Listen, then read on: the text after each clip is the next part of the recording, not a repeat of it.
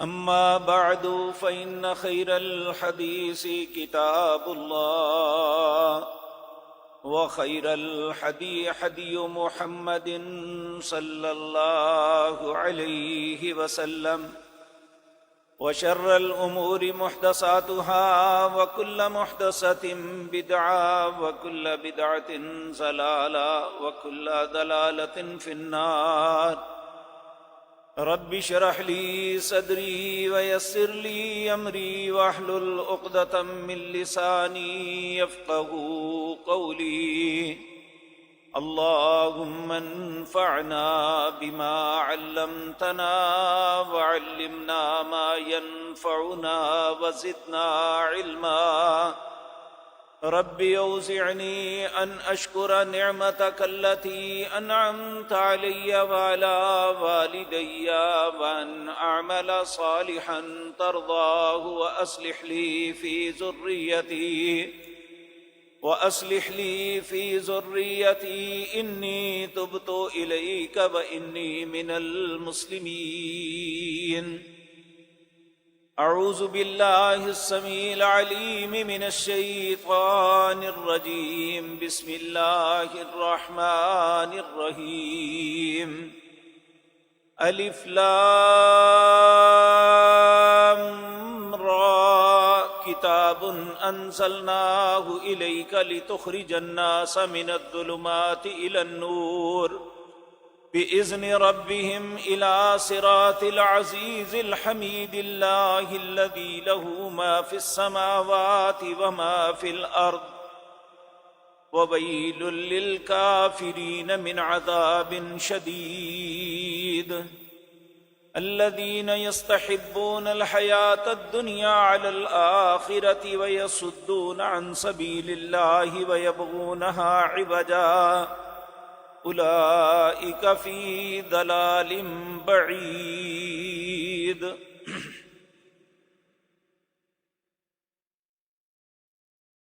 حضرات محترم، ہم مسلمان ہیں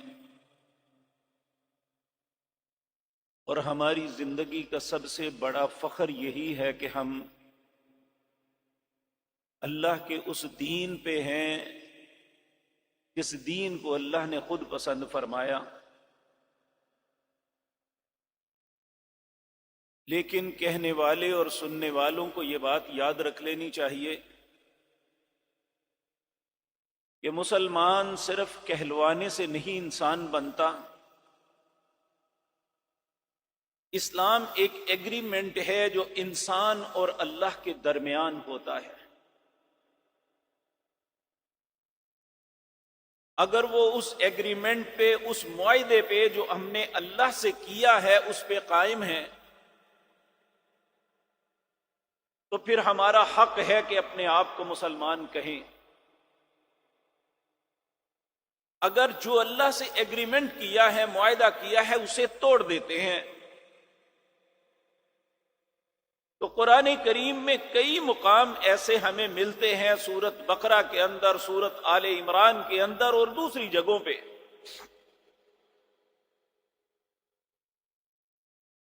کہ ہم سے پہلے ایک قوم تھی بنی اسرائیل جنہوں نے اللہ سے ہر عہد کیا ہوا توڑا. الذین ينقضون عہد اللہ من بعد میثاقہ وَيَقْطَعُونَ مَا أَمَرَ اللَّهُ بِهِ أَن يُوصَلَ وَيُفْسِدُونَ فِي الْأَرْضِ أُولَٰئِكَ هُمُ الْخَاسِرُونَ. وہ لوگ جنہوں نے اللہ سے ایگریمنٹ کر کے توڑ دیا، من بعد میثاقہ، ایک پختہ عہد کیا تھا کہ اللہ تیری بات مانیں گے.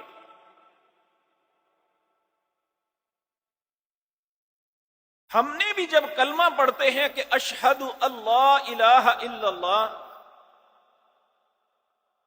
میں شہادت دیتا ہوں کہ اللہ کے علاوہ میرا کوئی الہ نہیں، اور دوسری شہادت دیتے ہیں وَأَشْهَدُ أَنَّ مُحَمَّدًا عَبْدُهُ وَرَسُولُهُ صلی اللہ علیہ وسلم. اللہ کے علاوہ میرا کوئی الہ نہیں اور محمد الرسول اللہ کے علاوہ میرا رہنما کوئی نہیں. جو اللہ رب العزت کہیں گے یا اس کے رسول صلی اللہ علیہ وسلم کہیں گے وہ مانوں گا. اور اللہ نے اپنے حبیب کریم کو کہا، میں نے آغاز میں آپ کے سامنے آیتیں پڑھی، سورت ابراہیم کی پہلی 3 آیات. اللہ فرماتے ہیں کتاب انزلناہ الیک، یہ کتاب قرآن وہ ہے جسے میں نے آپ کی طرف، کس کی طرف؟ یعنی جناب محمد الرسول اللہ کی طرف نازل کیا صلی اللہ علیہ وسلم. کیوں نازل کیا ہے؟ لِتُخْرِجَ النَّاسَ مِنَ الظُّلُمَاتِ إِلَى النُّورِ، کہ تم لوگوں کو گمراہیوں سے نکال کے روشنیوں کا، ہدایت کا راہی بنا دو.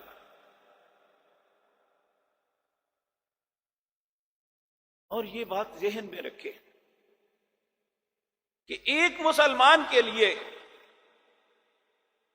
یہ بات لازم ہے. سورت محمد کی آیت نمبر 2، وَآمَنُوا بِمَا نُزِّلَ عَلَى مُحَمَّدٍ وَهُوَ الْحَقُّ مِن رَّبِّهِمْ، کہ بحیثیت مسلمان ہم ایمان لائے اس چیز پہ جو اللہ نے محمد الرسول اللہ پہ نازل کی. وَهُوَ الْحَقُّ مِن رَّبِّهِمْ، یہی حق ہے رب کی طرف سے. تو یہ ہمارا ایگریمنٹ ہے اللہ کے ساتھ کہ ایک کتاب جو اللہ نے ہماری ہدایت اور رہنمائی کے لیے نازل کی، اور دوسرا وَآمَنُوا بِمَا نُزِّلَ عَلَى مُحَمَّد صلی اللہ علیہ وسلم، جو اللہ نے پیارے نبی جناب محمد الرسول اللہ پہ نازل کیا. وَهُوَ الْحَقِّ، یہی حق ہے. اگر اس ایگریمنٹ پہ قائم ہوں گے تو ہم اپنے آپ کو مسلمان کہلانے کے حقدار ہیں. اور اللہ فرماتے ہیں، یہ بات یاد رکھو، بِإِذْنِ رَبِّهِمْ، اگر کسی کو ہدایت ملتی ہے تو میری اجازت سے ملتی ہے. بعض لوگوں کو اس بات پہ تعجب ہو گیا، اگر اللہ کی مرضی سے ہدایت ملتی ہے تو پھر ہمارا کیا قصور؟ ایک حدیث قدسی ہے، پیارے نبی جناب محمد الرسول اللہ نے فرمایا صلی اللہ علیہ وسلم، یہ بات مجھے میرے رب نے کہی. آپ نے فرمایا یہ بات مجھے میرے رب نے کہی کہ یا ابن آدم، اے آدم کی اولاد، یہ بات یاد رکھنا، رزق، عزت، دنیا میں شرف، منصب، میں ہر کس و ناکس کو دے دیتا ہوں. میں یہ نہیں دیکھتا یہ مجھے مانتا ہے یا نہیں مانتا، یہ میری موافقت کرتا ہے یا مخالفت کرتا ہے، لیکن ہدایت اسے دیتا ہوں جسے پسند کرتا ہوں. ہدایت اگر ہمیں چاہیے تو ہمیں اللہ کا پسندیدہ بننا ہوگا. اب دنیا کا اصول ہے، اگر ہم کسی کو دوست بنانا چاہتے ہیں یا کسی کا دوست بننا چاہتے ہیں تو ہم اس دوست کی پسند ناپسند کا خیال کرتے ہیں، تب دوستی ہوتی ہے. تو اگر دنیا میں ایک انسان کو دوست بنانا ہو تو اس کی ناپسند اور ناپسند جو ہے وہ ہمارے لیے ضروری ہوتی ہے دوستی کو قائم رکھنے کے لیے. تو اللہ سے جو ہماری دوستی ہے وہ ویسے ہی ہو جائے گی کہ اس کی پسند ناپسند ہمیں کوئی پرواہ نہیں.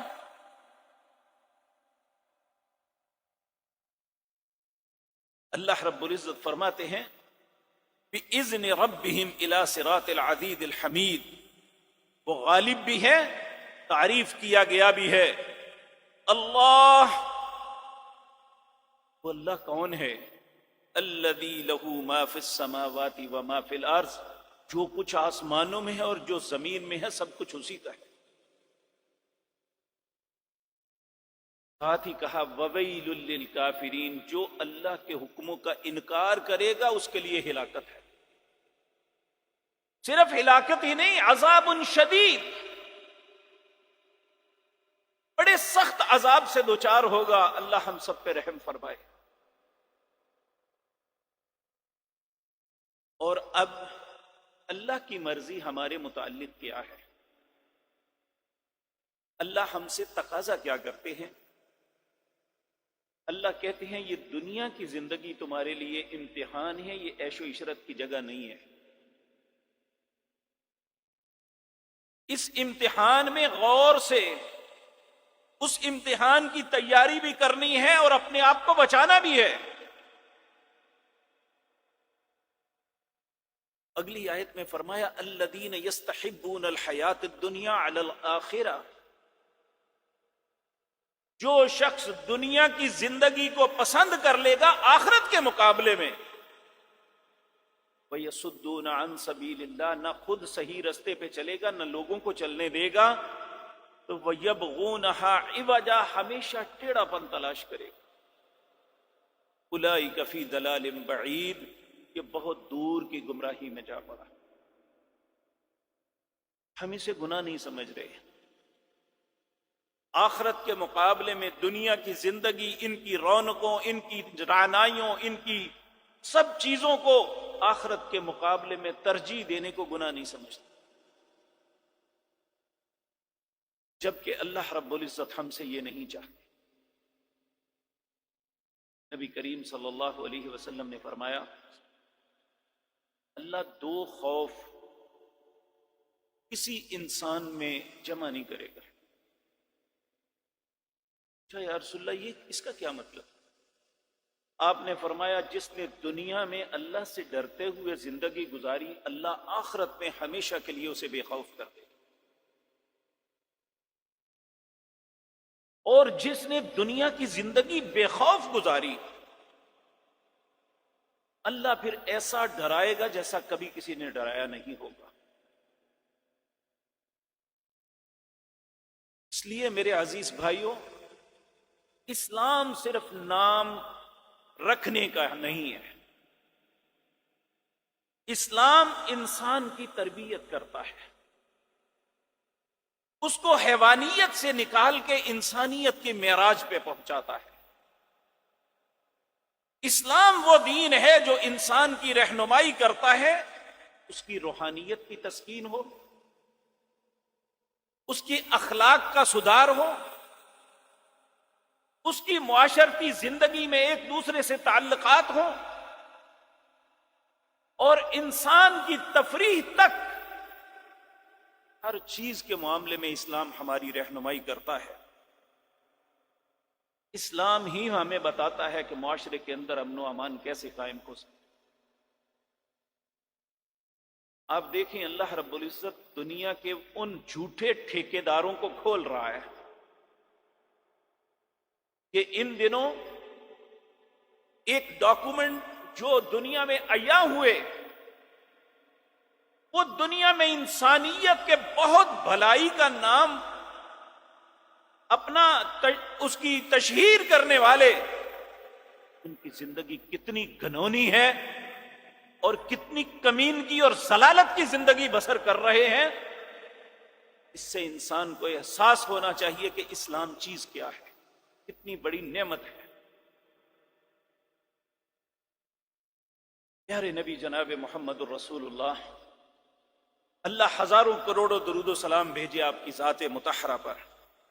سیدنا ابو ذر رضی اللہ تعالی عنہ فرماتے ہیں، یہ بات میں نے اپنے کانوں سے پیارے نبی کی زبان مطہرہ سے سنی صلی اللہ علیہ وسلم۔ آپ فرماتے ہیں ما بقی شیء یقرب من الجنہ ویباعد من النار الا وقد بین لکم۔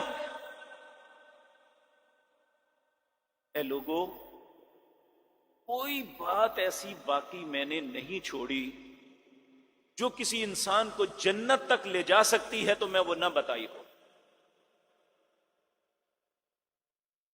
وَيُبَعَدُ مِنَ النَّارِ، اور کوئی ایسی بات جو انسان کو آگ سے بچا سکتی ہے، دور کر سکتی ہے، میں نے تمہاری رہنمائی نہ کی ہو۔ میں نے ہر چیز کی رہنمائی کر دی۔ جب قرآن ہماری رہنمائی کرتا ہے، ہمیں من الظلمات الی النور، اندھیروں سے نکال کے روشنی میں لاتا ہے، جس نبی کا کلمہ میں نے یا آپ نے پڑھا ہے، وہ نبی ہمیں ہر بات بتاتے ہیں کہ کیسے ہم آ جائے تو کیسے گزارنا ہے، خوشی ملے تو کیسے خوشی کرنی ہے، اگر تہوار آئے تو انہیں کیسے منانا ہے۔ اور اسلام ایک انسان کے پیدا ہونے سے لے کر اس کی آخری سانس تک اس کی رہنمائی کرتا ہے کہ اس نے اپنی زندگی کو کیسے گزارنا ہے۔ یہی ہمارا امتحان ہے۔ ہم زندگی کا کوئی بھی قدم اٹھاتے ہیں، کوئی بھی فیصلہ کرتے ہیں، ہمارے سامنے دو راستے آتے ہیں، ایک وہ جو اسلام جس کا حکم کرتا ہے، ایک وہ راستہ ہے اسلام جس سے منع کرتا ہے۔ اگر میں نے اور آپ نے یہ سوچ لیا کہ یہ قدم اٹھانے سے پہلے سوچ لوں کہ یہ راستہ اسلام مجھے اجازت دیتا ہے یا نہیں دیتا، تو ہم اپنی زندگی میں بچ جائیں گے۔ اگر ہم نے لاپرواہی نہ کی، ہر جگہ پہ قدم رکھ لیا، جائز ہے یا ناجائز، تو سمجھ لیں ہم ناکام ہو گئے۔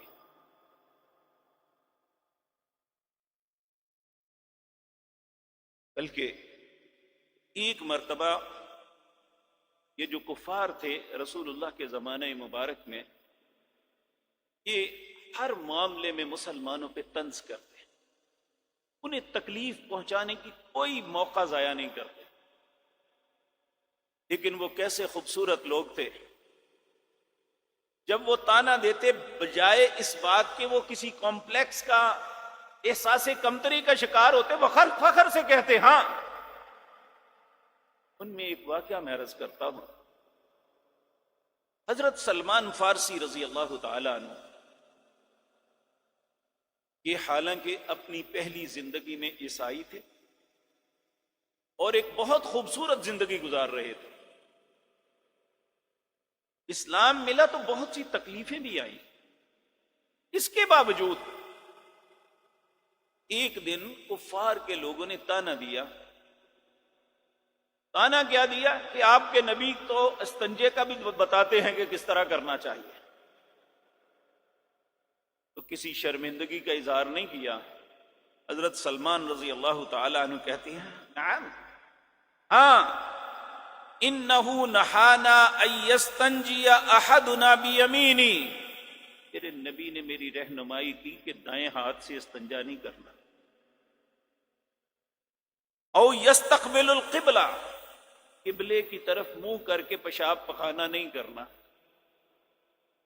اور ہمیں منع کیا کہ دو چیزوں سے استنجا نہیں کرنا، ہڈی اور گوبر کے ساتھ۔ یعنی وہ پریشان ہو گئے کہ جس بات پہ ہم انہیں چڑھانے کی کوشش کرتے ہیں وہ فخر سے بیان کر رہے ہیں، اور یہی اسلام ہے۔ ہمیں اسلام کے کسی حکم پہ اپنے آپ کو کمتر محسوس نہیں کرنا چاہیے۔ جو بھی حکم اسلام ہمیں دیتا ہے ہماری عزت اور سربلندی کے لیے دیتا ہے۔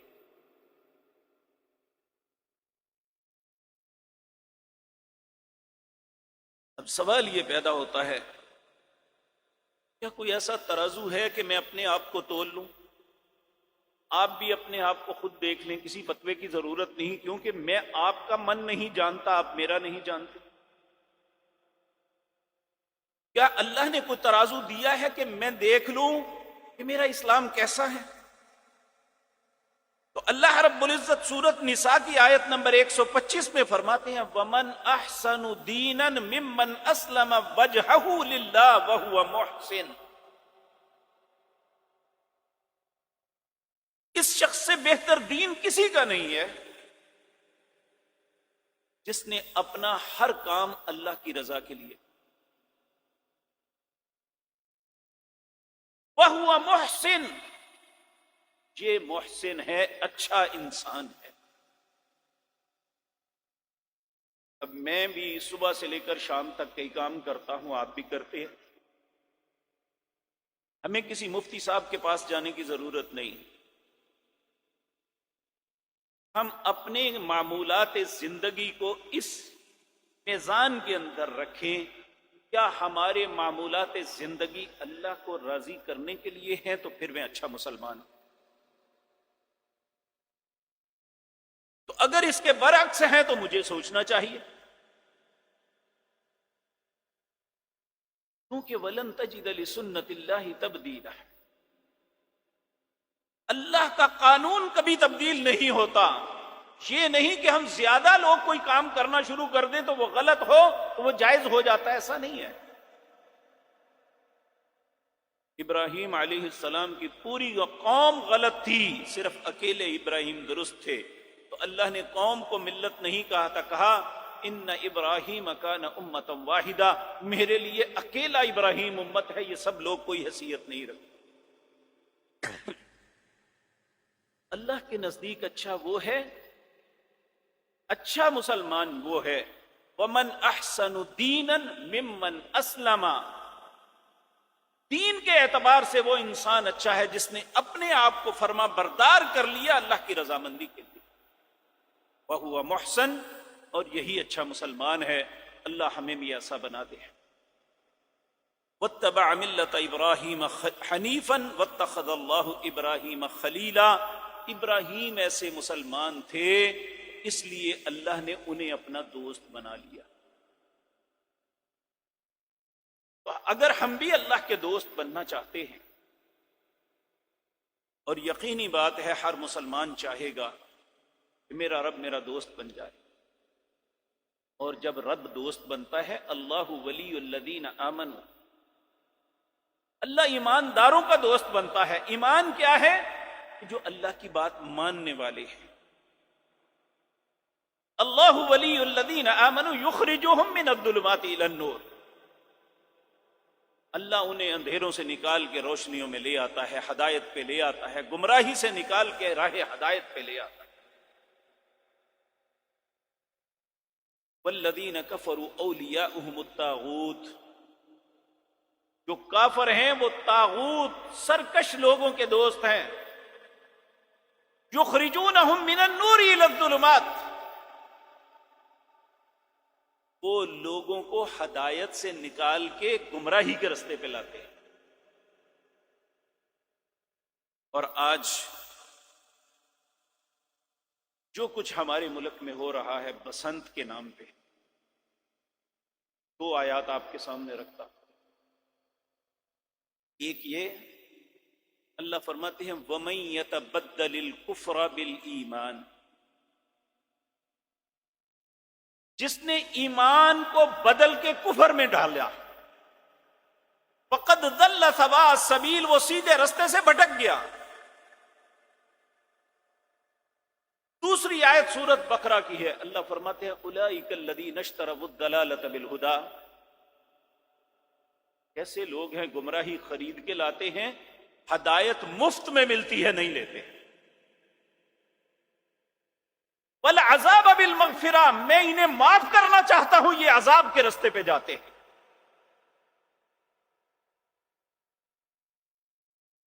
میرے پیارے بھائیوں، میں کسی کو کرٹیسائز کرنے کے لیے نہیں، طنز کرنے کے لیے نہیں یہ گزارشات کرنے لگا، چونکہ ہماری ڈیوٹی یہ ہے، اللہ نے یہ علم دیا اس لیے ہے، اس ممبر پہ کھڑے ہونے کی توفیق اس لیے بخشی ہے کہ لوگوں کو احساس دلائیں کہ یہ غلط ہے اور یہ صحیح ہے۔ آپ مجھ میں 1 کروڑ غلطیاں نکال سکتے ہیں، میں بہت غلط ہوں، آپ مجھ سے بہت اچھے ہیں، لیکن جو میں کہہ رہا ہوں یہ میری بات نہیں ہے، وہ ہم سب سے اچھے ہیں۔ اللہ کی بات ہو تو وہ بھی ہم سے اچھے ہیں، رسول اللہ کی بات ہو تو وہ بھی ہم سے اچھے ہیں۔ تو ان کی بات ماننے کے وقت ہمیں یہ احساس نہیں ہوگا کہ میں کسی اپنے سے ادنا کی بات مان رہا ہوں، وہ یقیناً ہم سے بہت بلندر ہے۔ میرے بھائیو، ہمیں جو بابر کروایا جاتا ہے نا، وہ یہ ہے کہ بسنت ایک تہوار ہے جو بہار کے آنے پہ منایا جاتا ہے۔ یہ بہت بڑا جھوٹ۔ آپ ہندو مت کی کتابیں پرانی اٹھا لیں، پران اٹھا لیں، وید اٹھا لیں، جتنی کتابیں ہیں ساری اٹھا لیں، ہندو تاریخ کی کتابیں اٹھا لیں، 1734 میں. یہ ویسے تو تہوار اس سے پہلے ہے، یہ بیسیکلی ہندوؤں کا تہوار ہے. تو اس دن وہ واقعی بہار کے لیے ہی مختلف رنگوں کو لے کے باہر، زرد رنگ کو لے کے باہر نکلتے. لیکن اسے ایک مذہب کا رنگ جب دیا گیا وہ کیسے ہوا؟ 1734 میں سیالکوٹ کے اندر ایک مدرسہ، ایک سکول تھا جس میں ہندو مسلم دونوں پڑھتے. ایک دن طلباء کا آپس میں تکرار ہو گیا. مسلمانوں نے اپنے دین کے متعلق بات کی. ہندو جو طالب علم تھا اس کا نام حقیقت رائے تھا. اس نے گفتگو کے دوران جذبات میں آ کے ان پیارے نبی کے متعلق بکواس کی. یہ محمد شاہ رنگیلے کا دور تھا. جب لوگوں کے کان میں یہ بات پڑی کہ اس نے رسول اللہ کے متعلق بکواس کی ہے اور آپ کی پیاری بیٹی سیدہ فاطمہ کے متعلق، تو لوگ احتجاج کے لیے باہر نکلے. یہ مقدمہ عدالت میں چلا گیا. جب اس نے اپنے جرم کا اقرار کر لیا تو اس وقت اسے سزائے موت دی گئی کہ اس نے رسول اللہ کی توہین کرنے کی کوشش کی. ہندوؤں نے اپنی جگہ بہت کچھ کیا. اس وقت قاضی نے ایک بات کہی، کہنے لگا اگر حقیقت رائے مسلمان ہو جائے تو اس کی سزائے موت معاف کرنے کے لیے تیار ہوں. اس نے انکار کر دیا، مسلمان نہیں ہوں گا، میں اسی پہ قائم ہوں. پھر اسے پھانسی دے دی گئی. 1741 میں پھر اسے ایک مذہبی رنگ دیا گیا. اس دن کو اسے بسنت اصل میں کہتے ہیں، پنچمی، 5ویں دن یعنی فروری کی 5 تاریخ کو یہ شروع ہوتی ہے. اور یہ کہتے ہیں سرسوتی ان کی دیوی ہے، اس کی عبادت کا دن ہے. جو موسیقی اور فنون کی دیوی کہا جاتا ہے اسے. تو اس دن جب اسے پھانسی ہو گئی تو 1741 کے اندر ہندوؤں نے ایک نئی ترتیب نکالی کہ اس کی روح کی تسکین کے لیے پتنگیں بنا کے آسمان پہ اڑائی کہ اس کی روح کو تسکین ملے. یہ ان کے ذہن کی بات تھی. اور لوگوں کے اندر یہ رواج عام ہونے لگا. یہ بر صغیر کے اندر یہ رواج عام ہو. پھر جب رجیت سنگھ کی سکھوں کی حکومت بنی پنجاب کے اندر تو اس وقت اس نے دیکھا کہ لوگ اس تہوار میں بڑی بڑھ چڑھ کے حصہ لیتے ہیں تو اس نے اسے ایک میلے کا رنگ دے دیا. اس پہ انویسٹمنٹ کی، پیسے لٹائے، لوگوں کو ترغیب دی اور پھر یہ ایک میلے کی صورت بن گئی. جب انگریز 1849 کے اندر انگریز یہاں آیا تو اس نے دیکھا کہ لوگ اس دن کو بڑی اہمیت دیتے ہیں چونکہ ہندو اکثریت تھی. انہوں نے لاہور میں بسنت کلبیں قائم کی اور پھر وہاں پہ ناچ گانا شراب یہ ساری چیزیں چلا دی.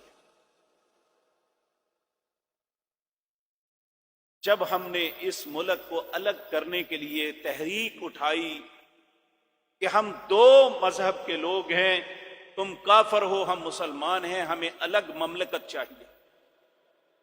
اللہ نے ہمیں اس کلمہ طیبہ کے نام پہ ملک دے دیا. لیکن کچھ رسومات ایسی ہیں جو ہندوؤں کی ہم ساتھ لے آئے. ان میں ایک یہ ہے جو بسنت کے نام پہ آج ہم منا رہے ہیں، اور میں حکومت وقت سے کہوں گا کل اللہ کی عدالت میں آپ کو جواب دینا پڑے گا.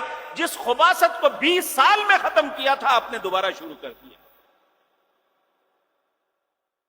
جس میں سینکڑوں لوگوں کی جان گئی، کتنے بچوں کے گلے کٹ گئے، لیکن پھر بھی حیا نہیں آئی.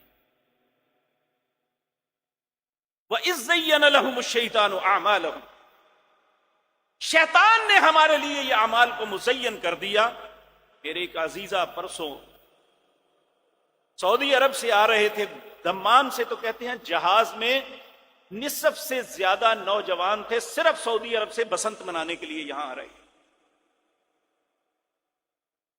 اور یہ خبریں آ رہی ہیں واللہ عالم اس کے گواہ نہیں ہے سوشل میڈیا پہ ہی کہ لاہور میں ایک چھت چند راتوں کے لیے کتنے کروڑ روپے میں اس کی نیلامی ہوئی کہ وہاں رات کو وہ گڈیاں اڑائیں گے، وہاں کباب و شباب ہوگا، یہ سارا کچھ نبی کریم صلی اللہ علیہ وسلم نے فرمایا جو شخص کسی چیز کی ابتدا کرتا ہے اگر وہ اچھی ہے تو جتنے لوگ اسے دیکھ کے اچھائی کرتے ہیں ان سب کا ثواب اسے ملتا ہے، اور کرنے والوں کو بھی ان کا ثواب میں کمی نہیں آتی۔ جو کسی برائی کا آغاز کرتا ہے اور اس کے لیے جد و جہد اور کوشش کرتا ہے، جتنے لوگ اس کی ترغیب پہ اس برائی میں مبتلا ہوتے ہیں ان ساروں کا وبال بھی اس پہ پڑے گا۔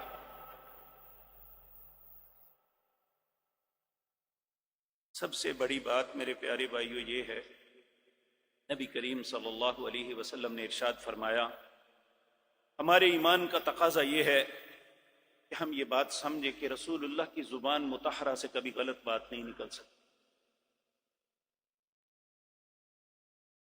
اور نبی مکرم کا فرمان ہے۔ سیدنا عبداللہ بن عمر اس حدیث کے راوی ہیں، امام ابو داود اپنی کتاب میں لے کے آئے ہیں 4031 نمبر حدیث کا۔ حضرت عبداللہ بن عمر رضی اللہ تعالیٰ عنہ فرماتے ہیں نبی مکرم نے فرمایا من تشبہ بقوم فہو منہ، اے مسلمانوں یاد رکھو تم میں سے کسی نے کسی اور قوم کی مشابہت کی تو قیامت کے دن اللہ ان کے ساتھ کھڑا کرے گا۔ اگر ایک مسلمان ہونے کی حیثیت سے میرا باپ بھی مسلمان، میری اولاد بھی مسلمان، میرے بہن بھائی بھی مسلمان، اور اگر مجھے ہندوؤں کے ساتھ کھڑا اللہ نے کر دیا تو قیامت کے دن کیا بنے گا؟ یہ کوئی مذاق تماشا نہیں ہے، یہ تفریح نہیں ہے۔ اس تفریح نے کتنے جوانوں کو قتل کر دیا، کتنے بچوں کو یتیم کر دیا، کتنی بہنوں کے بھائی چھین لیے، کتنی ماؤں کی گودیں اجاڑ دی، پھر بھی ہمیں شرم نہیں آئی۔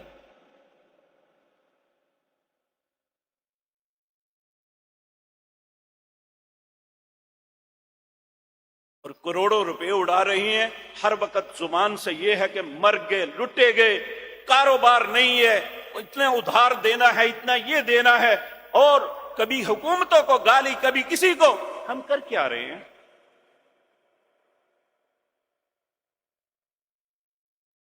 اگر کسی غریب یتیم کو دینا ہو تو میری پاکٹ میں پیسے نہیں ہیں، اگر اس کی ایسی خباثت کرنی ہو تو چاہے مجھے ادھار اٹھانا پڑے تو لے کے میں اس خباثت میں ضرور جاؤں گا۔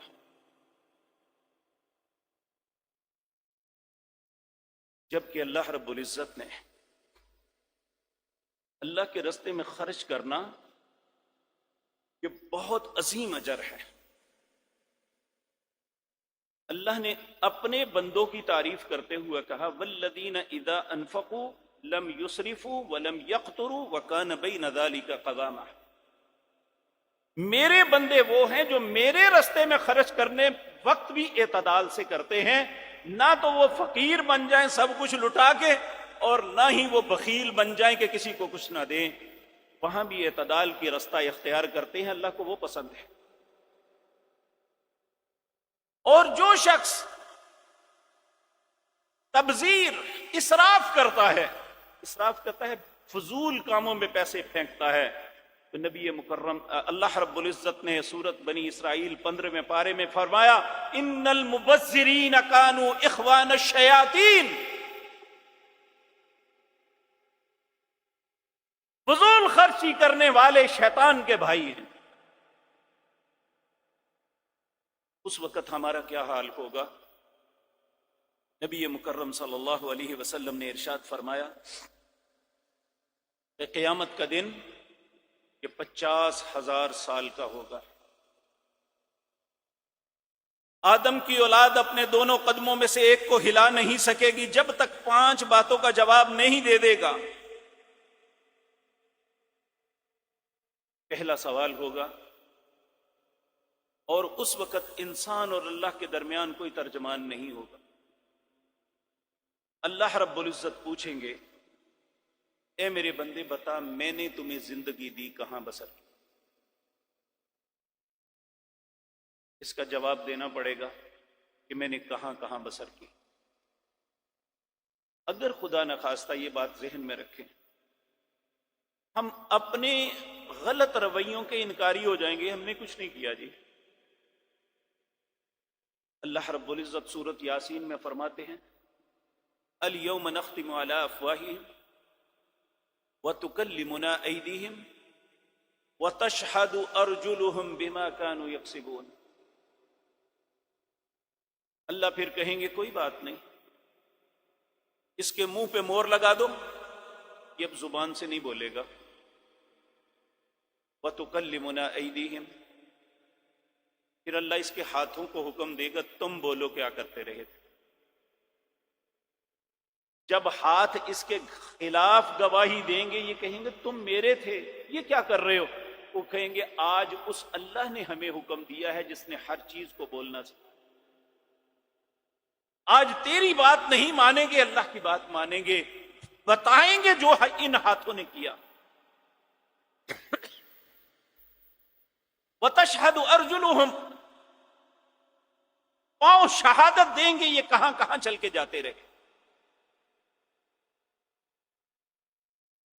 اس وقت ہماری کیفیت کیا ہوگی؟ اگر ہم اپنے اوپر لگنے والی فرد جرم کا انکار کریں گے تو ہمارے ہاتھ پاؤں ہمارے خلاف کھولیں گے۔ تو میرے عزیز بھائیو، پہلا سوال یہ ہوگا میں نے تمہیں زندگی دی کہاں بسر کی؟ دوسرا سوال ہوگا میں نے جوانی دی کہاں برباد کی؟ کہ جوانی اللہ نے اس لیے دی تھی، اس میں قوت و طاقت، ذہنی استعداد اور ایک خوبصورت زندگی کا وقت جو جوانی کا ہوتا ہے وہ دیا، اس لیے دیا تھا کہ میری منام فرمانی کرنا، ہر بات میں میری سرکشی اور بغاوت کرنا۔ تیسرا سوال ہوگا یہ جو تیرے پاس مال آیا کہاں سے کمایا تھا؟ ایک ایک پائی کا حساب دینا پڑے گا۔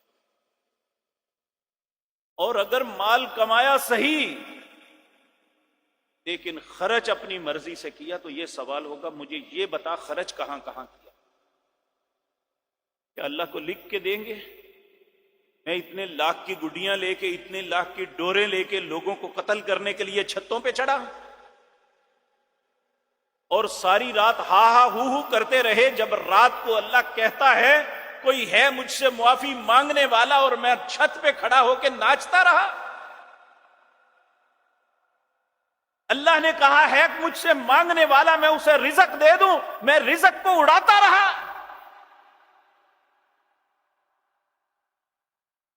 کوئی ہے اپنی مصیبتوں کے مداوے کے لیے میرے حضور جھکنے والا، قیام کرنے والا، سجدہ کرنے والا، تو اس وقت میں شرابیں پیتا رہا۔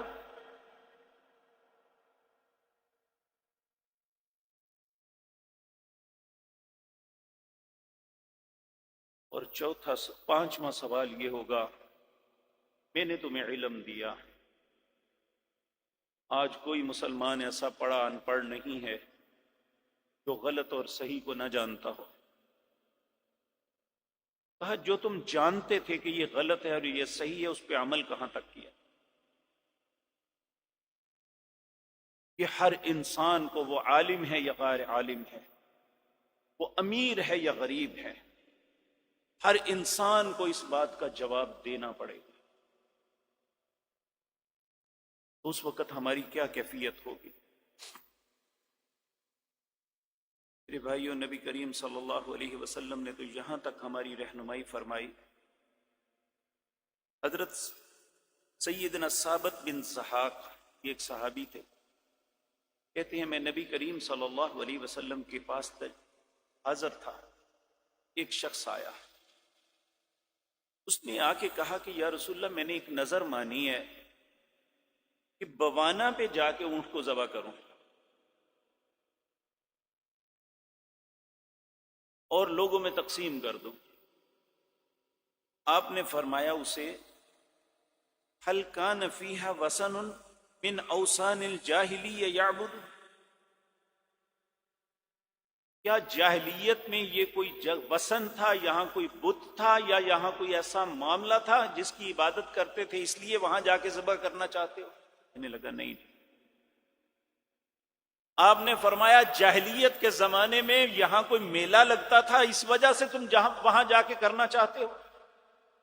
نہیں۔ کہا وہاں کوئی عید تھی جاہلیت کی جس کی وجہ سے تم وہاں کرنا چاہتے ہو؟ کہا نہیں۔ آپ نے پھر فرمایا جاؤ کرو، جو اللہ کے لیے نظر مانے وہ اس طرح کرے کہ جاہلیت کی کوئی بات اس میں نظر نہیں آنی چاہیے۔ اب یہاں نظر مانی ہے اس نے ایک ذبح کر کے جانور غریبوں میں بانٹنے کے لیے، لیکن آپ نے پہلے تحقیق فرمائی، وضاحت کی کہ ایسی جگہ پہ جا کے ذبح بھی نہیں کر سکتے، تقسیم بھی نہیں کر سکتے جہاں جاہلیت کی کوئی بات ہو۔ تو یہ تو سارا ہی ہندو مذہب کا ہے، ان کی عقیدت کے مسئلے ہیں، ان کی دیوی سرسوتی کی عبادت کا دن ہے جسے ہم نے اپنے گھر میں لے آئے۔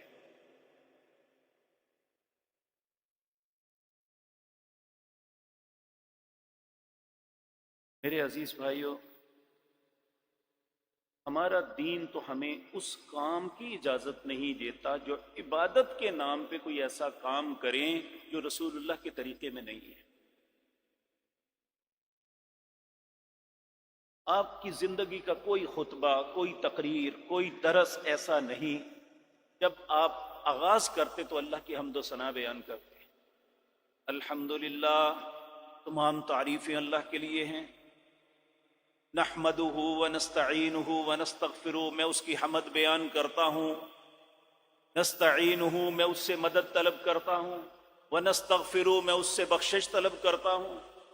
ونعوذ باللہ من شرور انفسنا، اے اللہ مجھے اپنے نفس کے شر سے اپنی پناہ عطا فرما۔ وسیئات اعمالنا، برے اعمال سے اپنی پناہ عطا فرما۔ یہ رسول اللہ کہہ رہے ہیں۔ من یہدہ اللہ فلا مضل لہ، اے اللہ جسے تو ہدایت دے اسے کوئی گمراہ نہیں کر سکتا۔ ومن یضلل فلا ہادی لہ، جسے تو گمراہ کر دے اسے کوئی ہدایت نہیں دے سکتا۔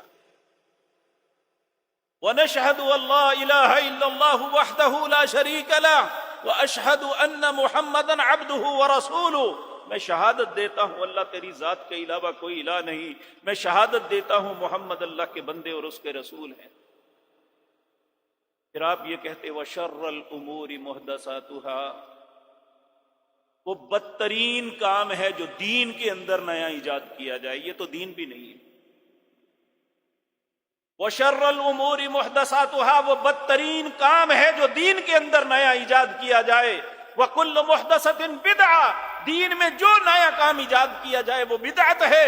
وَكُلُّ بِدْعَةٍ ضَلَالَةٍ، ہر بدعت گمراہی ہے۔ وَكُلُّ ضَلَالَةٍ فِي النَّارِ، ہر گمراہی جہنم میں جلنے والی ہے۔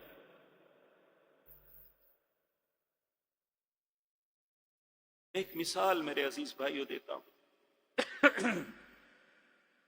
یہ ہم نے نماز پڑھنی ہے انشاءاللہ ابھی اللہ کی توفیق سے۔ پیارے نبی نے ہمیں جمعے کی نماز کا طریقہ جو سکھایا وہ فرض دو ہے،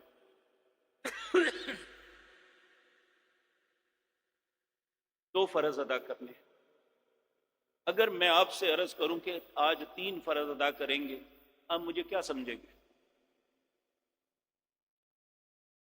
کہ یہ منبر پہ کھڑے ہو کے رسول اللہ کی مخالفت کا حکم دے رہا ہے؟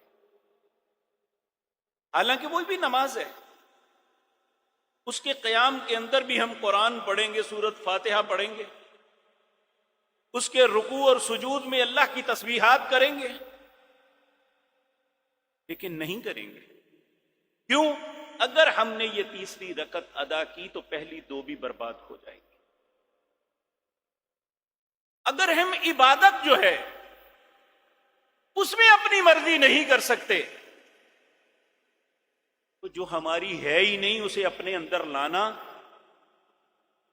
وَمَن يَتَبَدَّلِ الْكُفْرَ بِالْإِيمَانِ فَقَدْ ضَلَّ سَوَاءَ السَّبِيلِ، جو ایمان کو بدل کے کفر پہ لانا، کفر کو اپنانا، اس پہ راضی ہوتا ہے، اللہ فرماتے ہیں فَقَدْ ضَلَّ سَوَاءَ السَّبِيلِ، وہ سیدھے رستے سے بھٹک گیا۔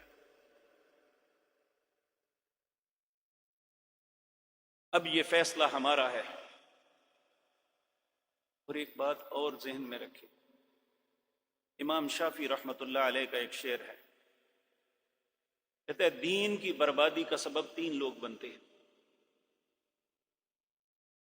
وَهَلْ أَفْسَدَ الدِّينُ إِلَّا الْمُلُوكِ وَعُلَمَاءُ سُوءٍ وَرُهْبَانُهَا۔ تین لوگ دین کی آبیاری کا سبب بھی ہیں، دین کی بربادی کا سبب بھی ہیں۔ ہاں، دین میں جب بھی فساد پیدا ہوتا ہے وَهَلْ أَفْسَدَ الدِّينُ إِلَّا الْمُلُوكِ، بادشاہوں کی وجہ سے ہوتا ہے۔ اور دوسرا وَعُلَمَاءُ سُوءٍ، علماء سو کی وجہ سے، وَرُهْبَانُهَا، اور جاہل صوفیوں کی وجہ سے دین کے اندر بربادی آتی ہے۔ میرے پیارے بھائیو، ہم تو اتنے پیارے دین کے ساتھ منسلک ہیں جو ہماری زندگی کے ہر معاملے میں ہماری رہنمائی کرتا ہے، پھر ایک مسلمان کے لیے لائق نہیں ہے کہ اپنے دین کو چھوڑ کے دوسری طرف دیکھے، اپنے دین کے اندر ملاوٹ کرنے کی کوشش کرے۔ آپ دیکھیں، آپ کو دودھ دینے کے لیے آتا ہے، اگر آپ دودھ کو دیکھتے ہیں اس میں ملاوٹ ہے تو اسے کیا کہتے ہیں؟ بددیانت آدمی ہے، خائن ہو۔ میں تمہیں پیسے پورے دیتا ہوں، تم ملاوٹ کر کے دیتے ہو۔ کیا ہر ملاوٹ کرنے والے کو بددیانت اور خائن نہیں کہتے؟ اگر چیز کے اندر ملاوٹ کرے وہ بددیانت اور خائن ہے، جو اللہ کے دین کے اندر ملاوٹ کرے اس کا کیا حال ہے؟ اسے اللہ کیا سمجھے گے؟ یہ میرے پیارے بھائیوں، اللہ رب العزت نے من فرمایا الا للہ الدین الخالص، میں نے تمہیں ایک خالص دین دیا ہے۔ آپ کہیں گے اس کا کیسے پتہ چلے گا؟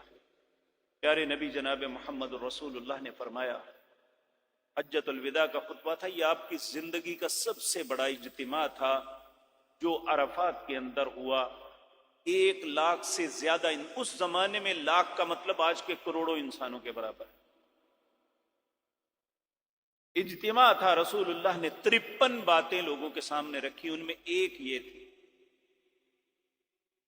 ایھا الناس اسمعوا قولی، اے لوگوں میری بات غور سے سنو۔ وہ بغور سے سننے والی بات کیا تھی؟ آپ نے فرمایا ترکت فیکم امرین، لوگوں دو چیزیں تم میں چھوڑ کے جا رہا ہوں، لن تضلوا ما تمسکتم بہما، جب تک ان دونوں کو اپنائے رکھو گے تم میں گمراہی نہیں آئے گی۔ وہ دو چیزیں کون سی ہیں؟ کتاب اللہ، ایک اللہ کی کتاب ہے، وہ سنت رسول اللہ صلی اللہ علیہ وسلم، اور دوسرا رسول اللہ کا طریقہ ہے۔ یہی دین خالص ہے، اس سے بہتر دنیا میں دین کوئی نہیں ہے۔ جن لوگوں نے کفر کی ساری حدیں کراس کر دی، جنہوں نے ساری غلاظتوں میں غوطے کھا لیے، انہیں کہیں سے سکون نہیں ملا۔ جب وہ سکون کی تلاش میں نکلے تو اسلام کی چھتری کے علاوہ کہیں سایہ نہیں۔ اللہ نے یہ نعمت ہمیں دی ہے، جس نعمت کو لوگ ترستے ہیں اللہ نے وہ ہمیں عطا کی، تو ہمیں اس نعمت کی قدر کرنی چاہیے۔ اسلام کے احکامات کو اپنی زندگی میں اپنی زندگی کا حصہ بنانا چاہیے۔ ہر اس کام سے اپنے آپ کو بچانا چاہیے جس سے ہمارے دین پہ، ہمارے مذہب پہ، ہمارے ایمان پہ، ہمارے اسلام پہ زد آتی۔ اللہ ہماری ایمان، ہمارے دین، ہمارے اسلام کی حفاظت فرمائے۔ اللہ ہمارے دلوں میں اسلام کو مزین کر دے۔ اللہ ہمارے دلوں سے کفر سے نفرت پیدا فرما دے۔ سبحان ربک رب العزت عما یصفون وسلام علی المرسلین، الحمد للہ۔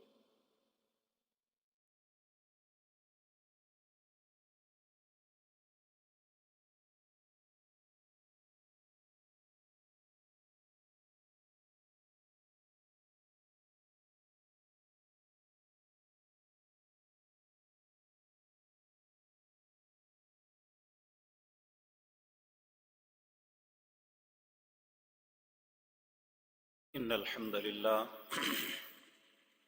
نحمده ونستعينه ونستغفره ونعوذ بالله من شرور أنفسنا ومن سيئات أعمالنا من يهده الله فلا مضل له ومن يضلل فلا هادي له وأشهد أن لا إله إلا الله وحده لا شريك له وأشهد أن محمدا عبده ورسوله أما بعد فأعوذ بالله السميع العليم من الشيطان الرجيم بسم الله الرحمن الرحيم إن الله وملائكته يصلون على النبي يا أيها الذين آمنوا صلوا عليه وسلموا تسليما اللهم صل على محمد وعلى آل محمد كما صليت على إبراهيم وعلى آل إبراهيم إنك حميد مجيد اللهم بارك على محمد وعلى آل محمد كما باركت على إبراهيم وعلى آل إبراهيم إنك حميد مجيد۔ یہ خالد بٹ صاحب ہیں، کوئی کہتے ہیں اسی مسجد کے نمازی ہیں، سخت بیمار ہیں، سول اسپتال میں کومے کی حالت میں ہیں۔ اللہ رب العزت سے دعا کریں اللہ انہیں صحت کاملہ عاجلہ عطا فرمائے، اللہ ان پہ رحم فرمائے، اللہ انہیں صحت اور عافیت کے ساتھ اپنے بچوں میں واپس پہنچائے۔ ایک بہن نے کہا ہے کہ میں بیمار رہتی ہوں، 2 بار آپریشن ہوا ہے، اولاد نہیں ہے، دعا کریں اللہ میرے اور میاں کے لیے، اللہ رب العزت آپ پہ رحم فرمائے، آپ کو نیک اور صالح اولاد سے نوازے۔ ایک بھائی نے مسئلہ پوچھا ہے، میرے والد محترم دمہ کے مریض ہیں تقریباً 20 سال سے، لیکن انہوں نے اپنی زندگی میں کبھی روزہ نہیں چھوڑا، بیماری کی وجہ سے 3 وقت انہیلر لیتے ہیں، کیا وہ روزے کی حالت میں لے سکتے ہیں؟ بالکل لے سکتے ہیں، لیکن یہ یاد رکھیں اگر خدا نخواستہ وہ روزہ نہیں رکھ پاتے تو وہ اس کا فدیہ دے دیں، انشاءاللہ اللہ رب العزت ان پہ رحم فرمائے اور صحت کاملہ عاجلہ عطا فرمائے۔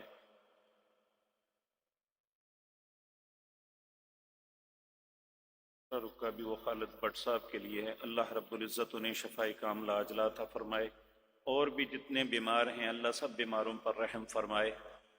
خواتین کے لیے اعلان ہے کہ انشاءاللہ دورہ تفسیر القرآن یہ 9 فروری سے شروع ہوگا اور 25 رمضان تک جاری رہے گا۔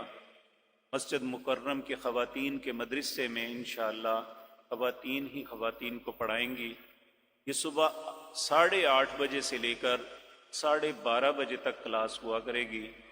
میں اپنی بہنوں، ماؤں، بیٹیوں سے التماس کروں گا کہ وہ اس میں شرکت کریں، کیونکہ آپ ہی وہ لوگ ہیں جن کی گود میں انسانیت کی آغوش شروع ہوتی ہے۔ تو ایک محاورہ بنا ہوا ہے کہ احد سے لحد تک، یعنی ماں کی گود سے لے کر قبر تک انسان کو تعلیم حاصل کرنی چاہیے۔ کسی بھی انسان کی تربیت کے لیے سب سے اہم رول اس کی ماں کا ہوتا ہے، اس لیے ہر ماں کو چاہیے کہ وہ قرآن کو سمجھنے کی کوشش کرے۔ تو انشاءاللہ 9 فروری روز سوموار سے اس کلاس کا آغاز ہوگا اور پورے قرآن کی بتدریج تفسیر اور تفصیل بیان کریں گی ہماری بہنیں بیٹیاں۔ تو یہ 25 رمضان کو انشاءاللہ یہ مکمل ہوگا، تو بہنوں سے التماس ہے کہ وہ اس میں حصہ لیں۔ اللہ آپ سب کی زندگیوں میں برکت عطا فرمائے۔ اسی طرح میرے عزیز بھائیوں، گزشتہ بھی انشاءاللہ یہ عرض کی تھی کہ نبی کریم صلی اللہ علیہ وسلم رمضان کی تیاری کے لیے بڑی کوشش کرتے۔ ہمیں اب سے ہی اپنی ترتیب بنانی چاہیے کہ قرآن کا کچھ حصہ روزانہ پڑھے، اور قرآن کی پڑھنا سب سے بہترین وقت ان قرآن الفجر کان مشہودا، فجر کے وقت قرآن پڑھنا سب سے افضل وقت ہے، اور اپنے دن کا آغاز آپ قرآن کی تلاوت سے کریں گے۔ ہمارے پہلے بزرگ، پہلے حقیقت بات یہ ہے، کبھی چھوٹے ہوتے نماز فجر کی پڑھ کے آتے تھے نا، تو ہر گھر کے اندر سے بزرگوں کی آواز قرآن کی آیا کرتی تھی۔ اب بدقسمتی سے بڑا ہو یا چھوٹا، فجر کے بعد سونے کے علاوہ ہمیں کوئی کام نہیں ہے۔ جو فجر پڑھ لیتا ہے میں سمجھتا ہوں وہ بھی بڑا خوش نصیب ہے۔ اللہ ہمیں ایسا خوش نصیب بنا دے کہ ہم اللہ کی بارگاہ میں حاضری میں کوتاہی نہ کریں۔ ہم فجر، ظہر، عصر، مغرب، عشاء، ان کی ترتیب بنائیں اور اس رمضان کو اپنی عادت بنا لیں کہ انشاءاللہ پوری زندگی ہم اللہ رب العزت کو ناراض ہونے کا کوئی موقع نہیں دیں گے۔ جب اس دنیا سے جائیں تو اللہ ہم پر راضی ہو۔ اے اللہ تو رحیم و کریم ہے، ہمارے دلوں میں نیکی کی محبت ڈال دے۔ اے اللہ ہم سب کے دلوں میں نیکی کی محبت ڈال دے۔ اے اللہ برائیوں کے لیے نفرت پیدا کر دے۔ اے اللہ جب تک زندہ رکھنا، اے اللہ نیکی پہ زندہ رکھنا، اسلام کے احکامات پہ زندہ رکھنا، اللہ اسی پہ موت نصیب فرمانا۔ سبحان ربک رب العزت عما یصفون وسلام علی المرسلین والحمد للہ۔